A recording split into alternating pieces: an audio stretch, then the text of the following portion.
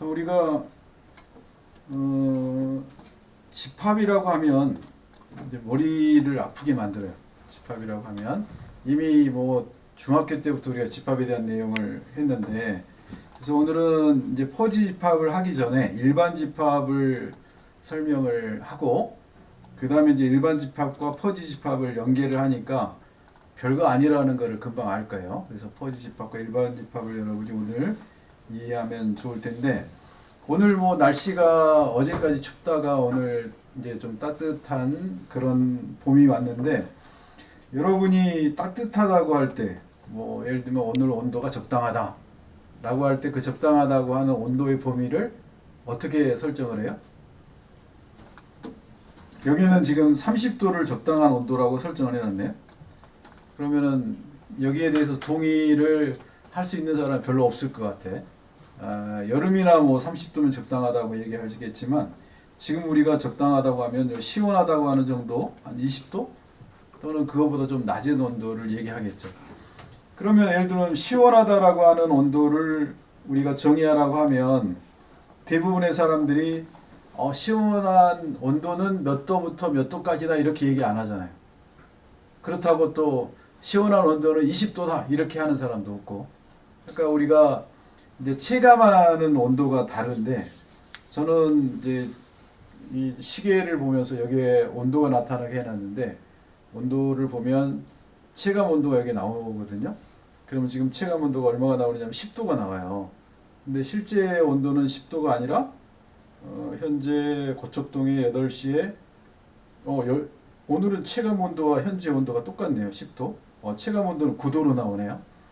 그러니까 이렇게 이제 디지털화 되면서 우리가 정확히 알고 있는데, 사람은 그렇게 생활하지 않는다는 거지, 우리 머리는. 그래서 이제 그런 부분에 대해서 컴퓨터는 자 시원하다라고 하면 예를 들어서 20도, 그러면 20도만 시원한 거죠. 그러면 이렇게 한번 볼까요? 여러분, 시원하다가 20도면 19.9도는 어떤 상태의 온도를 얘기해요? 시원한 거예요? 아니에요? 19.9도인데 20도가 시원하다고 컴퓨터는 알고 있어요. 그럼 19.9도를 주면서 물어봐요. 이게 시원한 온도냐 아니냐? 그럼 컴퓨터는? 아니다. 그치? 0과 1밖에 안 하잖아요. 0과 1. 근데 우리는 안 그러잖아. 그러면 19.9도는 20에 가까우니까 시원함 정도의 거의 98%, 99% 되는 거야 라고 이렇게 머릿속으로 생각하면서 거의 시원해요 라고 하는 앞에 수식어를 하나 단단 말이에요. 그거예요. 그렇게 할 수 있는 방법이 뭐냐? 그게 퍼지 집합이다. 그래서 오늘 그거에 대한 얘기를 해봅시다. 여러분, 이제 일반 집합이라고 하면 영어로 알아둬야 되겠지. 영어로 뭐예요? 크리스프 셋. 그래서 일반 집합은 우리가 불린이라고 하는 불린 논리를 이용하는 거고, 우리는 퍼지 집합은 불린 논리가 아니라 뭐예요? 지난 시간에 얘기를 하다 말았는데 퍼지 논리예요. 그러니까 여러분이 일반 집합은 불린 논리, 불 논리라고 하는 거는 0과 1이잖아요.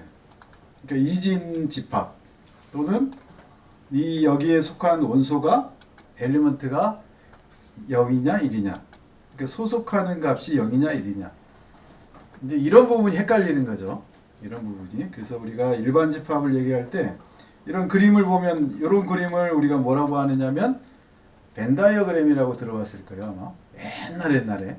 그래서 이런 벤 다이어그램에다가 자 전체 집합 U는, 이게 전체 집합 U라고 한다고 하면 이 전체 집합 안에는 A라는 집합이 있고 또 A가 아닌 집합이 있어요. 그러면 A 집합은 하양이, 하은이, 수영이, 민수, 오늘 민수가 안 왔는데, 이렇게 4명의 학생이 A 집합이에요. 그러면 그 A 집합과 그 다음에 A 집합이 아닌 U 집합은 철수와 영희가 A가 아닌 집합의 전체 U 집합 안에 속하는 거예요. 속해 있느냐 속하지 않았느냐, 그게 이제 일반 집합에 해당하는 거고, 요 하양이, 하은이, 수영이, 민수를 A 집합이라고 한다. 그게 정의하는 거죠. 정의하는 거고, 그러면은 요 철수와 영희는 그러면 A 집합이냐? 아니다. A 집합이 아니다. 그러면 어떤 집합이냐? 전체 U 집합이다. 이게 여러분이 배웠던 집합에 대한 정의예요. 별거 아니죠. 그럼 이거를 이제 우리가 이런 집합 표시로 나타낸다고 하면 우리반이라고 하는 집합, 전체 유집합은 요게 이제 전체 유집합으로 표시하는데 요 표시를 사용하잖아요. 이걸 대괄호라고 하나요? 중괄호라고 하나요? 대괄호? 중괄호. 정확히 얘기해줘. 그럼 중괄호. 집합 A는 뭐예요? 집합 A는 이렇게 하양, 하은, 수영, 민수 이렇게 나타내는 거예요. 집합을. 그럼 여기에 있는 하양, 하은, 수영, 민수는 뭐예요? 집합 A의 원소라고 해요. 원소. 엘리먼트. 여기 써놨잖아요. 원소. 자, 그럼 이제 여러분이 중학교 때 시험에 이렇게 나왔죠. 철수는 A 집합에 속했느냐 속하지 않았느냐. 철수가 속하지 않았다. 그럼 어떻게 표시하는 거예요? 0으로 표현하는 거예요. 소속값이 0이냐 1이냐. 집합 안에 들어가 있으면 소속값이 1이고 그 다음에 집합 안에 들어가 있지 않으면 0이다. 그거를 귀신같이 알아내는 게 컴퓨터잖아요. 그러니까 0과 1만 가지고 얘는 계속 싸우는 거죠. 그래서 우리는 컴퓨터가 그렇게 빠를 필요가 없었어요. 그런데 요즘은 인공지능을 하다 보니까 지금 하이닉스는 4세대 HBM을 만들어서 양산해서 지금 나오고 있고 삼성전자는 3세대도 제대로 못 만들어 가지고 지금 풍지박산이 나고 있잖아요. 그래서 이 이제 일반 집합에 대한 얘기는 다 나왔어요. 벌써 일반 집합 크리스프 셋이고 불 논리를 가지고 만들어진 거고, 그리고 우리가 이진 집합이라고도 하고, 그 원소에 속하는 원소 이런 것들을 각각을 원소라고 하고, 거기에 원소에 들어가 있으면 소속값이 1이거나 또 속하지 않았으면 0이다. 이렇게 분명하게 구별되는 그런 모임을 우리가 집합이라고 한다. 그러니까 우리가 4학년 B반에 소속된 집합이 여기 있는 거잖아요. 그런 거예요. 그러면 이제 이거를 조금 더 다른 형태로 표현을 해보면 이렇게 표현해야죠. 자, 방금 전에 이렇게 이제 사람으로 했던 거를 문자로 A, D, E는 A의 원소이고, 그 다음에 B는 B, C, F, G가 B의 원소이다. 그러면 요 집합 A는 이렇게 표시가 되고, 잘못 말했네요. A는 요거에다가 여기까지가 A고, 그 다음에 B는 요것만 B고. 자, 그랬을 때 표현하는 방법은 첫 번째 아까 우리가 이런 형태로 표현하는 거를 얘기했고, 또 이렇게도 표현을 해요. 자, 여기 집합 A에 해당하는 요 A가 요 집합 A 안에 속했느냐? 그러면 여기를 1. 속하지 않았다고 하면 여기처럼 0. 이렇게도 표현을 해요. 그래서 이제 이런 형태로 표현하는 어떤 논문들도 있을 거예요. 그러니까 우리가 이제 인공지능을 하는 경우는 제일 어려운 게 뭐냐면 말로는 설명이 되는데 그걸 수학적으로 표현을 해놓으면 이해하기가 너무 힘들어요. 그래서 이제 일반적인 그 선형대수가 아니라 비선형까지 막 다루다 보니까 우리가 이제 수학의 백그라운드가 너무 약하니까 그런 부분이 어렵죠. 그래서 여기 이렇게 0에 해당하는 것들은 이렇게 A, D, E는 0이잖아요. 속해 있지 않다는 거죠. 원소가 아니라는 거죠. 그래서 이런 거는 굳이 쓸 필요가 없으니까 있는 것만 이렇게 표현하면 이렇게 되는 거죠. 그러니까 위에 거나 아래 거나 똑같은 거죠. 표기하는 방법은 똑같아요. 그래서 이 일반 집합에 지금 중학교 때 우리가 배웠던 거를 반복하고 있는 거예요. 예. 여러분 이제 기억나죠? 기억이 나야 될 거예요. 자, 그래서 이런 그 일반 집합을 자 구체적으로 이제 여러분의 머리를 이제 고등학교 수준으로 끌어올리면 이렇게 되겠지. 자, 전체 집합 U와 부분 집합 A에 대한 집합 A의 특성함수를 나타내라. 특성함수는 캐릭터리스틱 펑션이라고 얘기를 하는데, 특성함수라고 하는 거는 자 집합 A의 원소 X가 자 이 표시는 속하지 않았다라고 하는 표시예요. 속하지 않았다면 그 특성함수 뮤A는 0이다.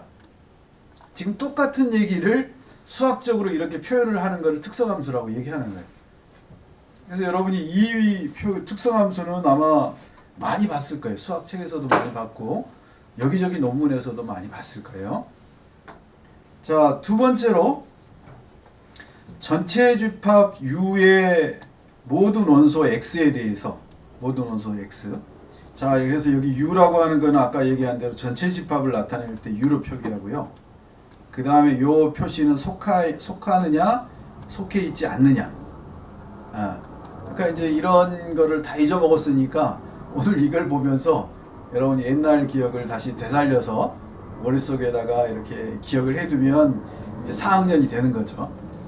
그래서 4학년 2학기에 가면 여러분이 공업수학이라는 과목이 있어요. 그래서 그때 다시 한번 구체적인 수학들을 공부하기로 하고 우리는 집합에 대한 얘기만 할게요. 그리고 이제 요 표시는 올이라고 하는 표시, 올 표시를 이렇게 거꾸로 수학에서 쓰잖아요.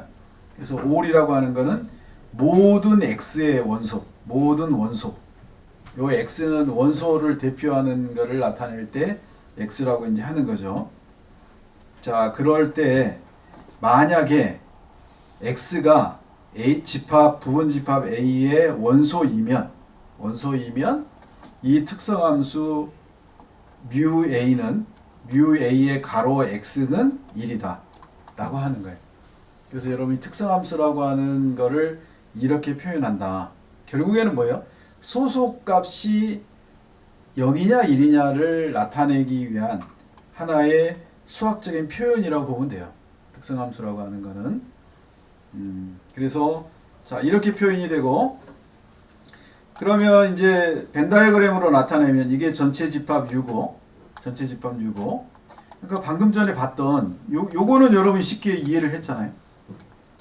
이거 이해한 거를 수학적으로 표현을 이제 해놓은 거예요. 수학적으로 표현을 해놓은 거를 보니까, 자, 전체 집합 U와 그 다음에 부분 집합 A의 원소는 X라고 하는 거죠. 그래서 원소 X는 하나일 수도 있고 여러 개일 수도 있겠죠.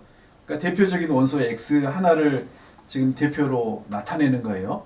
그럼 여기에 만약에 방금 전에 봤던 이렇게 표현한다고 하면 여기는 A, D, E, B, C, F, G가 요 A의 집합이었으니까 여기 X라고 하는 거는 결국에는 방금 전에 얘기하는 A부터 F까지를 얘기하겠죠. 그래서 여러분이 이제 어떤 그 대표적인 부호 하나를 가지고 전체를 나타내기 위해서 우리가 사용하는 그런 개념이라고 보면 되겠죠. 자, 그러면 이렇게 표현하는 거죠. 아까도 이 특성함수 뮤라고 하는 거는 이 뮤라고 하는 거를 우리가 특성함수라고 얘기하는데 이 뮤라고 하는 특성함수는 집합 A, 여기가 이제 집합 A는 그 아래 첨자로 나타내고요. 그 다음에 가로 안에는 뭘 나타내냐면 원소를 나타내는 거예요. 엘리먼트, 원소를. 자, 그러면 요것만 여러분이 오늘 이해하고 가면 수학에 대해서 집합은 이제 다 이해가 되는 거죠. 그래서 이거를 이제 표현을 하는 방법이 이렇게 벤 다이어그램으로 나타내고, 자, 그러면 이거를 이제 적용을 해서 만약에 집합 U에 속해 있는 X가 집합 U에 X가 속해 있는데 그 X는 집합 A의 특성함수로는 1이다 라고 나타낼 때는 이런 형식으로 나타내겠다라고 하는 거예요. 그러니까 여러분이 이 특성함수를 이제 실제로 사용할 때는 이렇게 사용한다는 거죠. 여기에 지금 뮤A라고 하는 게 요 X가 여기 집합 A 안에 들어있으면 그럼 이 값은 얼마라고요? 1이죠. 만약 여기를 X 대신에 만약에 Y라고 표현해 봅시다. Y. 그럼 여기 값은 얼마가 될까요? 0이 되겠죠. 여기는 Y가 없잖아요, 지금. A 안에. 그럼 이게 이제 0이 되겠죠, 이렇게. 그래서 이런 부분을 이제 생각을 하는 거예요. 그래서 지금 특성함수라고 하는 개념이 하나 나왔으니까 이 특성함수에 대한 것만 여러분이 기억을 하면 좋겠다. 특성함수.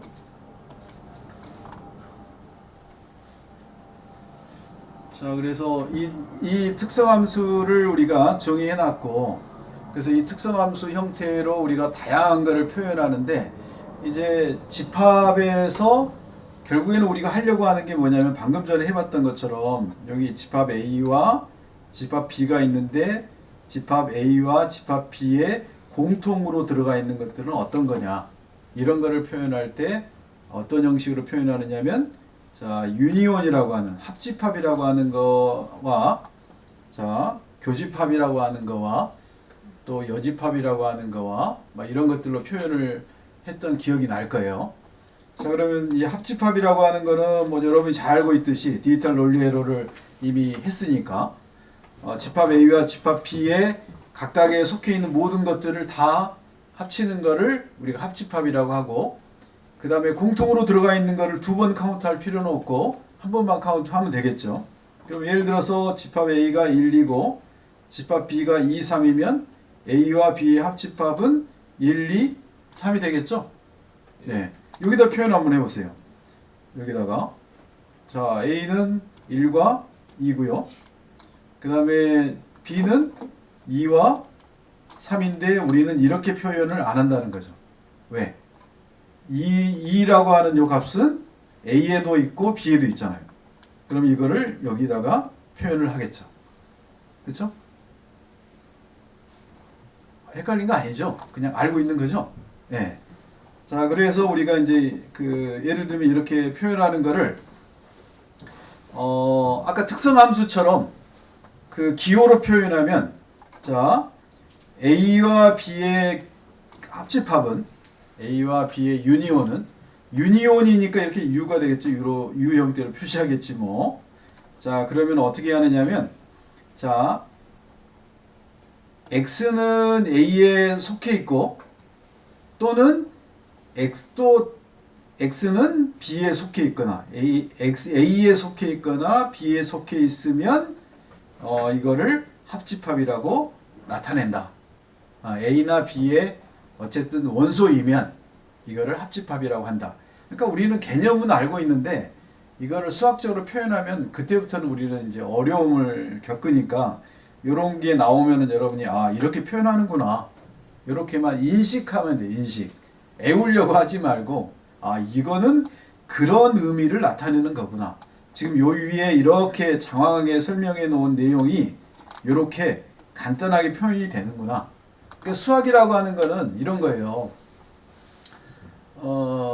유체역학에 가보면 제일 먼저 문제가 하나 나오는데 어떤 문제가 나오냐면, 자, 이번에 뭐 공군에서 그 훈련을 하는데, 한미 훈련을 하는데 좌표를 하나 잘못 넣는 바람에 저쪽에 그냥 민가를 가서 덮쳐서 많은 사람이 다치고 중상도 있고 했는데, 그런 일은 이제 전후무하겠죠. 근데 그것만 있는 게 아니라 갑자기 그 이스라엘에서 무인기를 3대를 우리가 꽤 오래전에 수입을 했는데 그게 무인기 한 대가 뭐 100억인가 그렇더라고요. 엄청나게 비싸죠. 근데 그게 이렇게 이제 착륙을 하다가 갑자기 얘가 뭐 원인은 아직 밝혀지지 않았지만 그게 활주로에서 쭉 가다가 오른쪽으로 이렇게 틀었어요. 틀었는데 불행하게도 거기는 엄청난 헬기가 쭉 여러 대가 있는데 그 중에 한 헬기에 부딪혀서 그 헬기와 무인기가 2개가 다 이제 화재가 나서 타버렸죠. 그래서 아마 대략 예산이 200~300억 정도가 한순간에 그냥 날아가 버렸더라고. 어마어마한 일이잖아요. 그거를 여러분이 그 수학적으로 표현해 보라고 하면 어떻게 할까요? 다시 말하면 지금 우리가 말로 하는 자연현상을 수학으로 표현하는 게, 그게 여러분이 학문을 하는 거예요. 공부를 하는 거예요. 그러니까 석사과정이나 뭐 박사과정을 간다 라고 하면 하는 일들이 그런 일인 거예요. 그러니까 제가 박사과정을 할 때 이제 그 제일 먼저 뭘 했느냐면 인공지능 제어기를 만들기 전에 그 현장에 있는 공장에서 많은 데이터를 이렇게 가져오면 그 데이터가 시간에 따르는 뭐 예를 들면 온도나 압력이나 이런 현장에서 뭐 생산하기 위한 여러 가지 조건들이 있겠죠. 그런 조건을 가져와서 그걸 가지고 뭘 할까요? 그걸 가지고 수학식을 만들어요. 근데 내가 만드는 게 아니라 이제 수학 패키지를 가지고 거기다 데이터를 쭉 한 80%를 집어넣은 다음에 그 80% 데이터를 가지고 수학식을 딱 만들어주면 그 만들어진 식을 가지고 나머지 20%에다가 적용을 해봐요. 그렇게 나오는지. 그래서 그게 어느 정도 합리적이다라고 생각하면 그 수학식이 맞았다라고 가정을 하고 이제 그 수학식은 하나의 모델이 되는 거예요.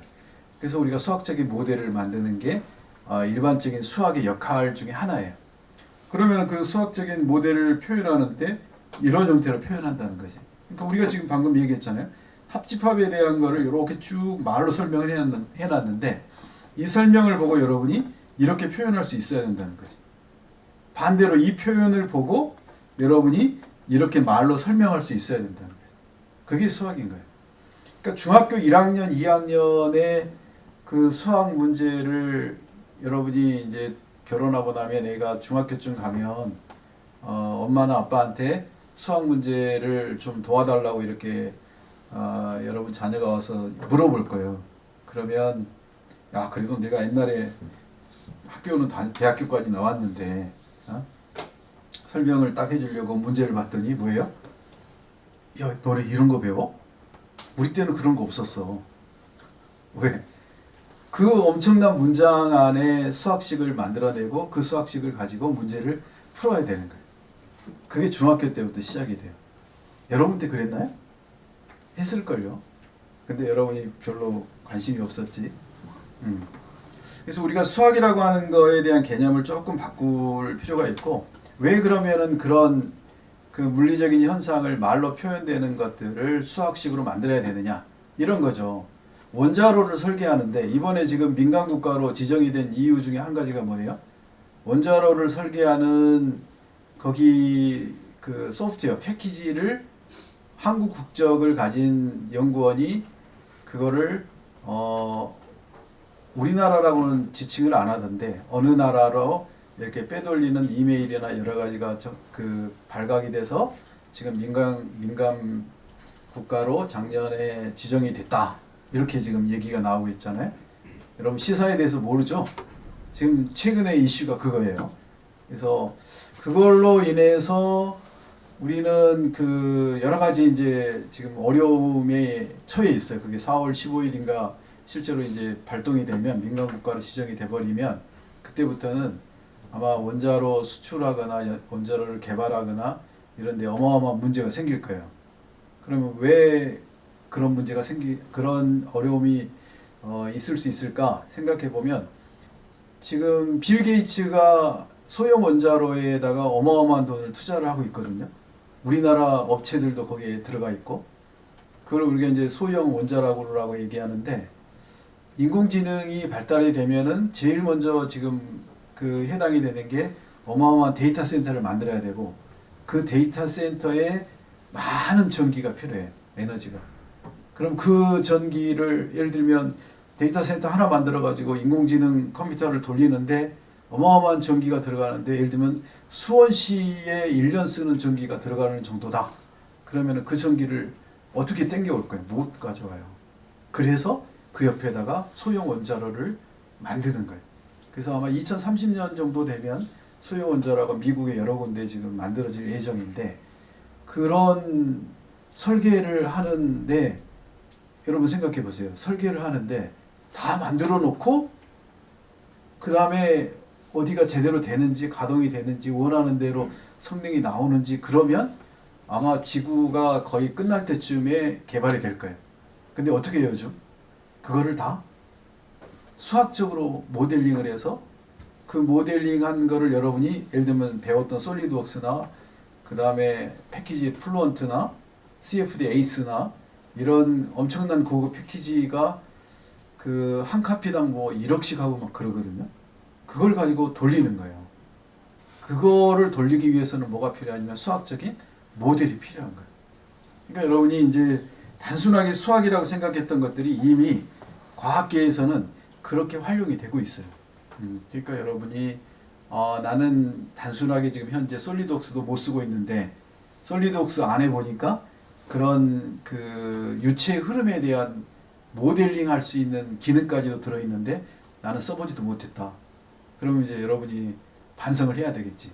1학년 때 솔리드웍스를 배웠는데 지금 4학년이 됐는데 솔리드웍스도 못 쓰고 솔리드웍스도 쓰는 사람이 거기에 그런 유체의 흐름에 대한 그런 모델링을 기능이 있다는 것도 모르고, 기계학회의 경진대회 중에 하나가 뭐냐면 설계하는 경진대회거든. 전국 설계 경진대회인데 그 설계 경진대회 키워드가 뭐냐면 자기들이 설계한 내용을 솔리드웍스나 이런 걸 가지고 거기에서 모델링을 해서 그 다음에 유체의 흐름을 해석하고 그 해석한 것들을 자기가 분석해서 어떤 설계에 반영했다라고 하는 것을 넣어야 되는 거예요.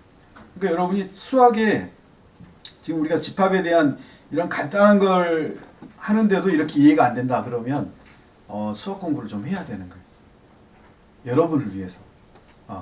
그래서 이제 모든 분야에 수학이라고 하는 게 그렇게 만만한 건 아니다. 그 꼭 필요한 핵심적인 거다. 라는 거를 여러분이 2학기 때 다시 한번 하면 좋을 것 같아요. 자, 그래서 여기 A와 B의 합집합을 이렇게 표현하고요. 그 다음에 또 한 가지 표현 방법이 이거예요. 요거는 지금 아까 뮤는 뭐라고 했죠? 기억나나요? 뮤가 아까 제가 뭐라고 했어요? 뮤는? 이런 용어는 알아야 되는데. 이거를 특성함수. 이거 외우셔야 돼요. 특성함수. 영어로는 characteristic function. 특성함수. 특성함수, 요 뮤를 아까 정했잖아요. 뮤. 뮤가 지금 특성함수예요. 뮤가. 그럼 집합 A의 특성함수야. 집합 A의 요 X라고 하는 것의 특성함수가 결과가 뭐예요? 둘 중에 하나죠. 0이냐? 1이냐? 그러니까 여러분이 이 너무 간단한 거를 이렇게 수학적으로 표현해 놓으니까 너무 헷갈리는 거예요. 그거를 여러분이 이렇게 강의실에서 안 듣고 일이 있어가지고 회사 일 때문에 따로 주말에 이거를 인터넷 온라인으로 올려놓은 거를 가지고 들으려고 하니까 더 이해가 안 돼. 그러니까 이제 그 힘들더라도 2학기까지는 졸업할 때까지는 가급적이면 수업 시간에 와서 수업을 쫑긋해서 듣고 모르면 물어봐. 그럼 내가 다시 설명해 줄 테니까. 온라인에서는 그 설명이 잘 안 되잖아요. 여러분이 또 뭐 챗GPT나 이런 걸 사용해서 설명을 다시 들을 수는 있어요. 그런데 거기까지 걸리는 시간이 수업 1시간에 이해할 거를 그렇게 혼자 하려면 최소한 3시간 내지 5시간은 공을 들여야 이해할 수가 있어요. 그러니까 이제 그런 부분이 좀 어려운 부분이니까 요 뮤라고 하는 걸 우리가 특성함수라고 얘기를 하고요.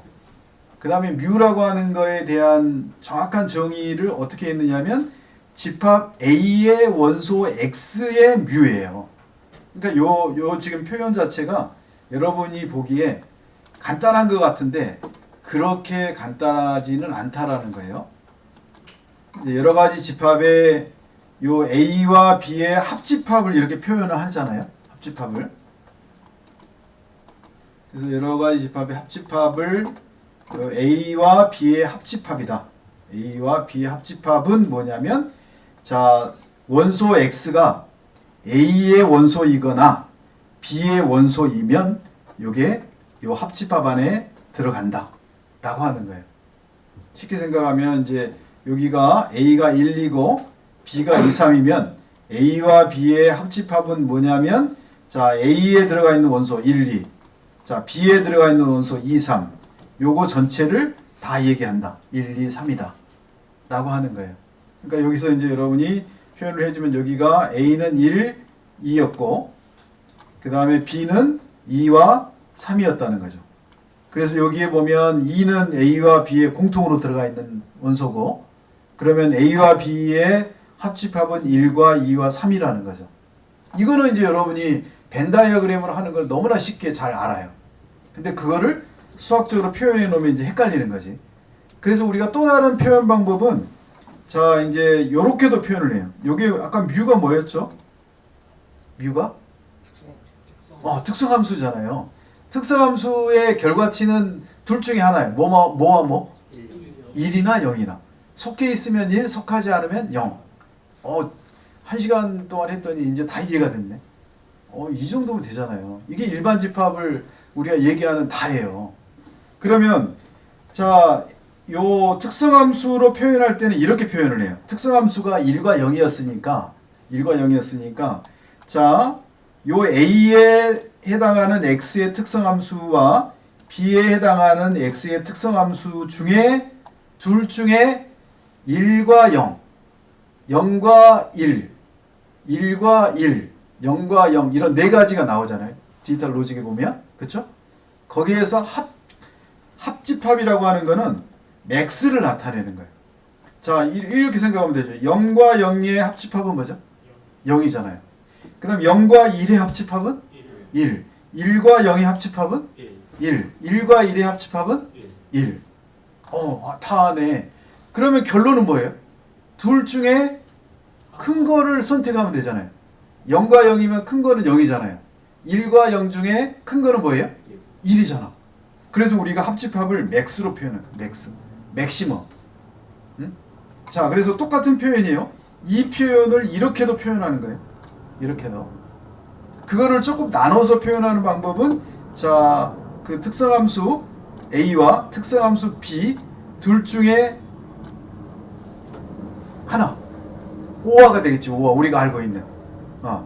그러니까 여러분이 알고 있는 합집합은 결국에는 디지털 로직으로 보면 오화잖아요. 그래서 우리가 이제 이렇게 세 가지 표현을 써요. 이렇게 표현하는 방법, 이렇게 표현하는 방법, 그 다음에 이렇게 표현하는 방법. 다 똑같은 얘기예요. 그래서 이제 여기서는 위에서는 집합으로 표현하는 거고 아래에서는 뭘로 표현하는 거야? 특성 함수로 표현을 했죠. 자, 아주 훌륭해요.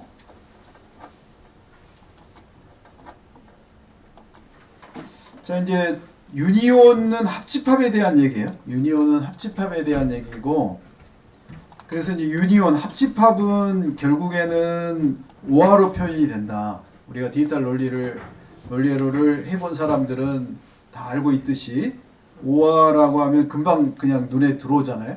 귀에 들어오고. 그래서 오화는 결국에는 맥스로 표현이 되는 거죠. 그래서 맥스로 표현되는 거고, 그래서 오화와 마찬가지로 이렇게 꺽쇠 오화 표시로도 사용이 된다. 이렇게 보면 여러분이 이제는 대부분의 집합을 나타낼 때는 이렇게 뮤라고 하는 걸로 사용한다.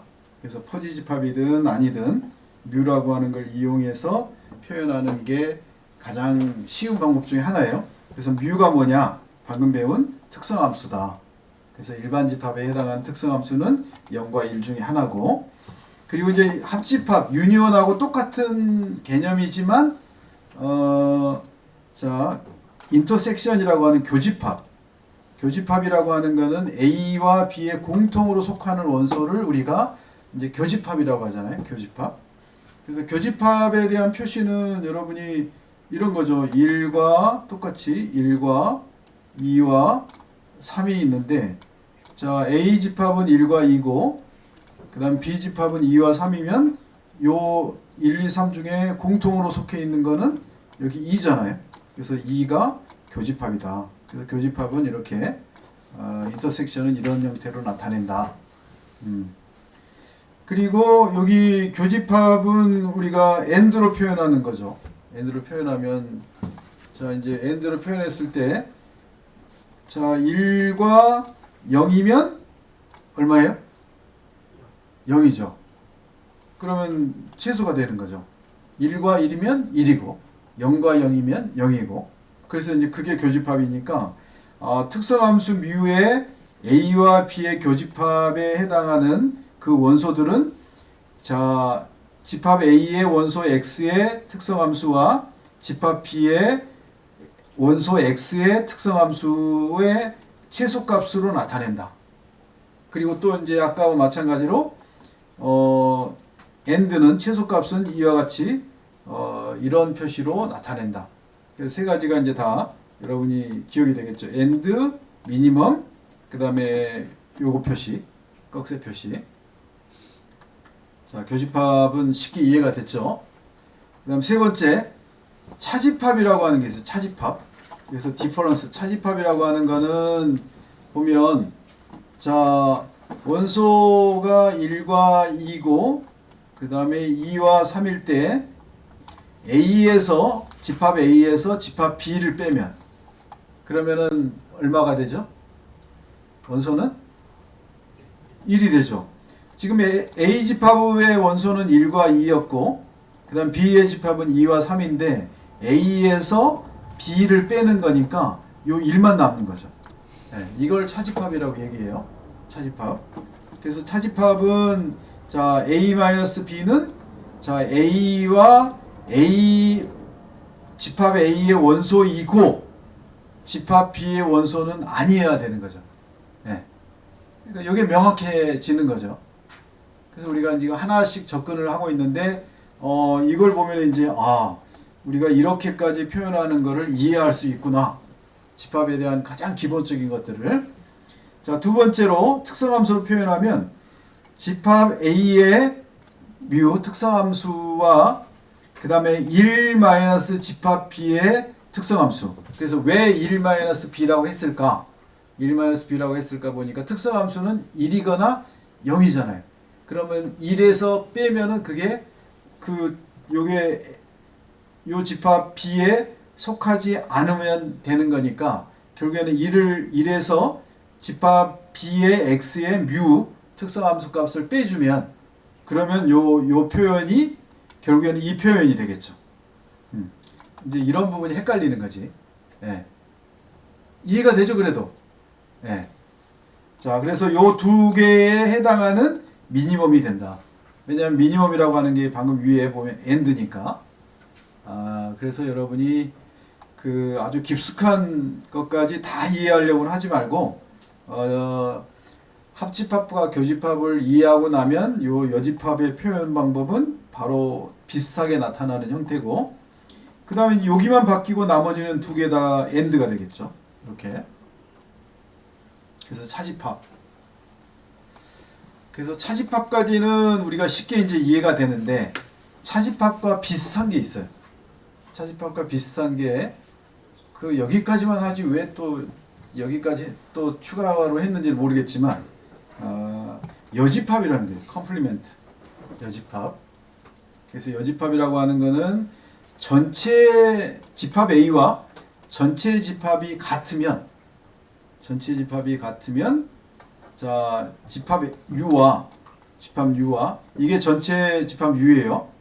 집합 U고, 그 다음에 요것도 A 집합이야. 이런 경우, 특수한 경우에 사용하는 용어가 컴플리멘트, 여집합이라고 하는 의미예요. 그러니까 그럴 때 우리가 이제 B의 여집합을 나타내기 위해서 표시를 이렇게 B의 첨자 C, 첨자 C라고 하는 거는 영어의 컴플리멘트의 요 약자예요. 약칭으로 B의 첨자 C로 표현하는 거예요.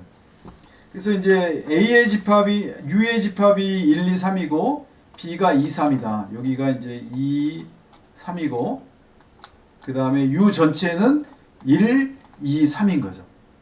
그러니까 여러분이 뭐 별로 헷갈릴 게 없어. 차집합이라고 얘기할 때는 전체 집합과 A 집합이 다른 거고, 그 다음에 여집합이라고 할 때는 전체 집합 U와 A 집합이 같을 때를 얘기하는 거예요. 그래서 우리가 왜 이런 특수한 경우를 얘기하느냐, 이제 수학적으로는 다양한 케이스가 있으니까 다양한 케이스에 대해서 다 이제 활용을 하려고 이런 게 있는 개념이에요. 그래서 우리가 여집합이나 차집합의 개념은 비슷한데 그 전체 집합과 A 집합이 같으냐 다르냐에 따라서 차집합과 여집합을 구분한다. 이렇게 생각을 하면 되겠죠. 그래서 이제 뭘 정의하려고 하느냐면 B의 여집합을 얘기하려고 하는데, B의 여집합은 뭐냐면 전체 집합 U에 X가 속해 있고 B 집합에는 속해 있지 않아야 된다 라고 하는 표현이고, 그 다음에 이제 간단하게 요 B의 여집합이니까 B의 여집합 특성 함수는 1-b의 집합이 되는 거예요. 이제 요게 여러분이 조금 헷갈릴 수가 있겠네요. 그쵸? 그래서 여러분은 차집합까지만 이해를 하세요. 여집합은 특수한 경우니까 여집합까지 이해하려고 막 들지 말고. 그래서 우리가 이런 것들을 이제 정의를 하고 일반적인 집합에 대한 개념을 여러분이 오늘 이해를 했다면 오늘의 목표는 뭐냐면 집합에서는 이걸 알아야 되는 거예요. 자, 이걸. 자, A의 집합은 1과 2와 3과 4예요. 자, 그래서 집합을 이렇게 표현하죠. 그 다음에 이제 B의 집합은 X와 Y와 Z예요. 자, 그러면 이제 이렇게 표현하죠. A 집합, 그 다음 B 집합, 그리고 이제 C 집합.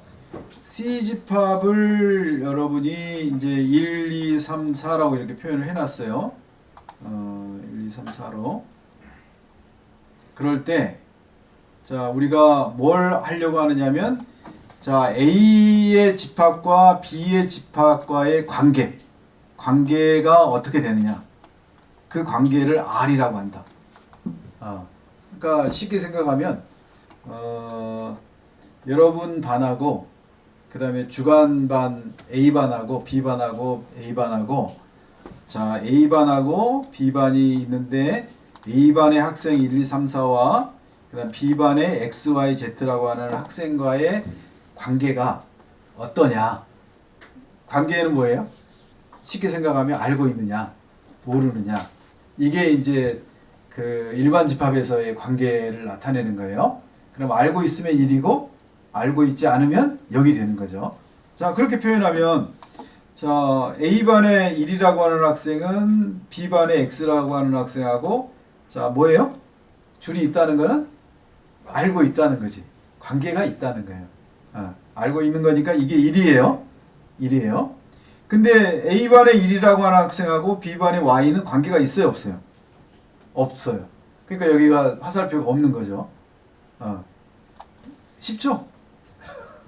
자, 그런데 이제 2라고 하는 A반의 2라고 하는 학생이 B반의 AX라고 하는 학생을 알고 있고 동시에 2라고 하는 학생이 B반의 Y라고 하는 학생을 알고 있어요. 그럼 두 개가 이렇게 다 되죠. 근데 Z라고 하는 학생은 알까요, 모를까요? 없잖아요. 없으면은 모른다는 거예요. 자, 그러면 이제 이런 질문을 하는 학생이 있겠지. 제가 잘은 모르지만 그래도 오고 가면서 옛날에 1학년 때 좀 그 같은 반에 있어가지고 잘 알지는 못하지만 그래도 얼굴은 좀 이렇게 익은 수준인데 그걸 0이라고 하기는 좀 그렇지 않냐. 그걸 뭐라고 표현할 거예요? 특성함수에서는 0.5를 표현할 수가 없어요. 그래서 지금 일반 집합을 설명하고 난 다음에 퍼지 집합으로 넘어가려고 하는 거예요. 자, 그러니까 우리가 일반 집합에서는 컴퓨터는 너무나 매정하다라고 얘기하는 거예요. 그래서 우리가 컴퓨터로 이제 지금 컴퓨터가 또 바뀌고 있지만은 어쨌든 그런 의미로 요 A와 A반의 4명의 1, 2, 3, 4라고 하는 학생과 B반의 3명의 학생의 그 관계, 그걸 우리가 합성 관계라고 얘기를 하고요. 자, 그 다음에 이제 C반. 우리는 C반이 없죠. C반을 어디라고 얘기를 할까? 우리는 A, B반밖에 없는데, 뭐 1학년 C반이라고 하죠. 1학년 C반. 1학년 C반에 이제 여기를 1, 2, 3, 4라고 해. 여기 1, 2, 3, 4하고 다른 사람이에요. 다른 사람. 헷갈리니까, 여기를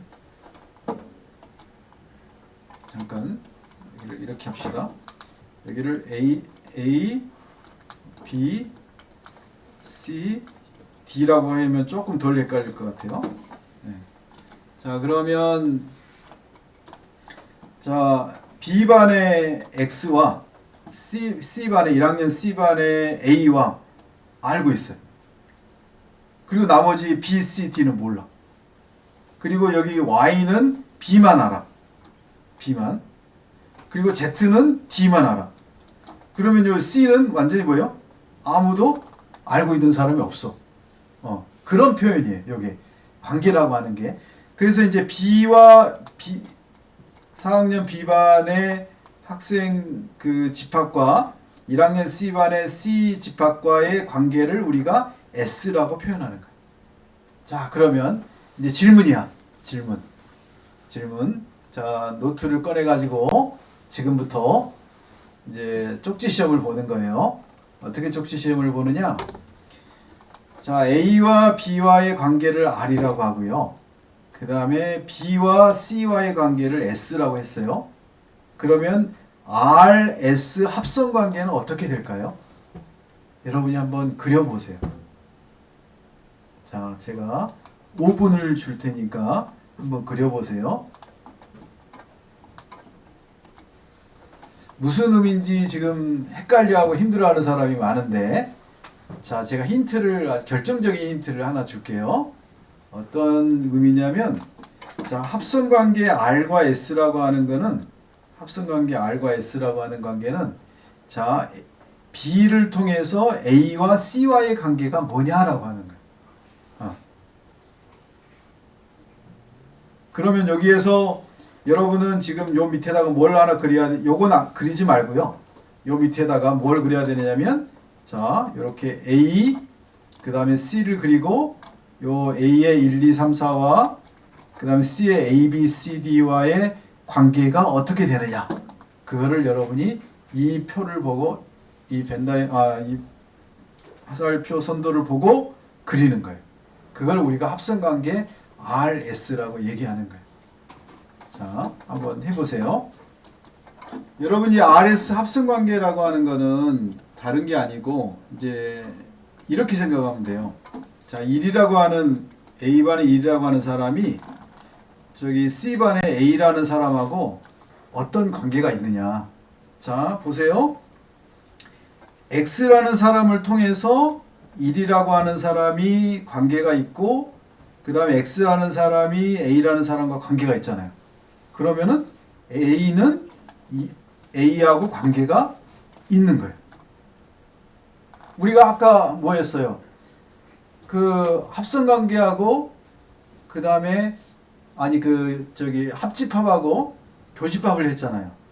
자, 이럴 때 여러분이 1이라고 하는 사람하고 X라고 하는 사람하고 알고 있다라고 하는 거와 그 다음에 X라는 사람하고 A라고 하는 사람이 알고 있다라고 했을 때 요 알고 있는 거를 합집합을 해야지 맞아요? 교집합을 해야지 맞아요? 다시 1이라고 하는 사람하고 X라고 하는 사람하고 알고 있어요. 그리고 이 X라고 하는 사람하고 A라고 하는 사람하고 알고 있어요. 그러면은 1이라고 하는 사람이 A라고 하는 사람하고 알고 있어요. 그게 이제 우리가 교집합에 대한 얘기예요. 교집합에 대한. 자, 이렇게 또 생각하면 되겠지. A 1이라고 하는 사람하고 B라고 하는 사람하고 알고 있을까요? 모를까요? 몰라요. 왜? 지금 여기 X가 B를 모르는. 요 B라고 하는 사람을 1이라고 하는 사람하고 알게 하려면, 자, X를 통해서 알거나 Y를 통해서 알거나 Z를 통해서 알거나 알게 되면은 서로 아는 건데, 지금 보니까 여기 B라고 하는 사람은 Y라고 하는 사람하고만 알고 있고, 근데 Y라고 하는 사람은 1이라고 하는 사람하고 모르고 있어요. 그렇기 때문에 여기는 관계가 없는 거예요. 이해가 되죠? 그 다음에 여기 뭐 C는 아무것도 없는 거고, 여기는 C는 누구도 뭐 아는 사람이 없는 거고, D라고 하는 사람을 보니까 요 1이라고 하는 사람하고 관계가 있어요, 없어요? 없잖아요. 여기는 지금 1이라고 하는 사람은 X밖에 모르니까 X가 D를 알아야지 아는 관계가 되는데 모르잖아요. 그러면은 지금 여기에 D라고 하는 사람은 Z만 알고 있고 Z는 4만 알고 있으니까 4와 D는 알고 있는 거죠. 4와 D는 뭐예요? 알고 있잖아요. 그쵸? 자, 두 번째, 2라고 하는 사람과 1이라고 하는 사람은 알까요, 모를까요? 2라고 하는 사람이 A라고 하는 사람을 알까요, 모를까요? 알아요. 알죠. 어떻게 하냐면 2는 X를 알고 X는 A를 알잖아요. 그러니까 2라고 하는 사람은 A를 알아요. 자, 이해가 되죠? 자, 그러면 2라고 하는 사람하고 B라고 하는 사람하고는 알아요? 알죠? 왜? 2는 Y를 알고 있고 Y는 B를 알고 있잖아요. 그러면은 2는 B를 알고 있어요. 자, 그 다음에 3이라고 하는 사람은 A를 알까요? 알죠? 3이라는 사람은 A를 알고 있잖아요. 그러니까 X는 또 A를 알고 있으니까 3이라는 사람은 A를 알고 있어요. 맞죠? 그 다음에 3이라는 사람은 B를 알고 있나요? 3이라는 사람은 Y를 알고 있고 Y는 B를 알고 있어요. 그래서 3이라는 사람은 B를 알고 있어요. 그러면은 3이라는 사람은 D를 모르는 거고. 자, 그래서 여기가 지금 여러분이 1이 A를 알고 있고 그 다음에 2가 A와 B를 알고 있고 3이라는 사람은 그 다음에 B를 알고 있고 4라고 하는 사람은 D를 알고 있고 요게 지금 요구하는 답이에요. 자, 이렇게 한 사람.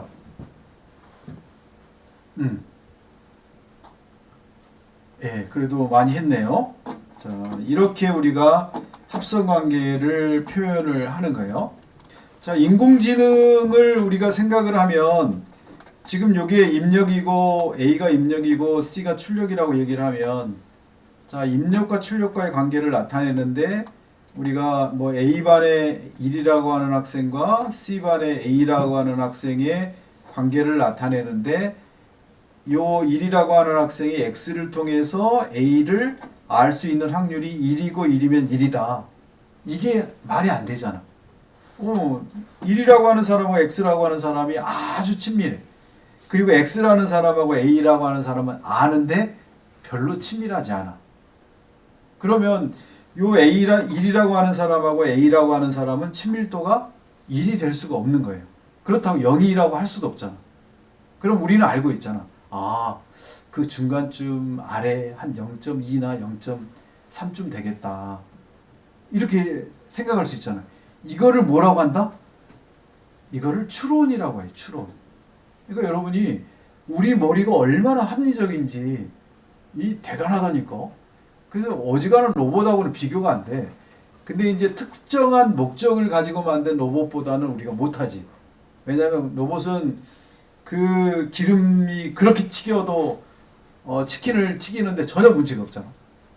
고장나면 다시 고쳐주고 그 다음에 배터리는 그냥 전기 연결 코드 연결해주고 그다음 부속품 마모가 되면 바꿔주면 되니까. 근데 사람은 그게 안 되잖아. 한번 마모가 되면 다시 회복이 100%가 안 되잖아요. 그래서 이제 우리가 사람이 얼마나 위대한지를 여러분이 인공지능을 배우면 더 실감할 수가 있어요. 그래서 이제 이런 관계를 실제적인 관계로 표현을 할 수가 없는 게 이게 일반 집합이다. 라고 여러분이 알고 있으면 정확한 거예요. 그래서 이런 문제점을 해결할 수 있는 방법이 뭐냐? 그게 이제 우리가 소위 말하는 포지 집합이다. 이렇게 생각을 하면 되겠죠.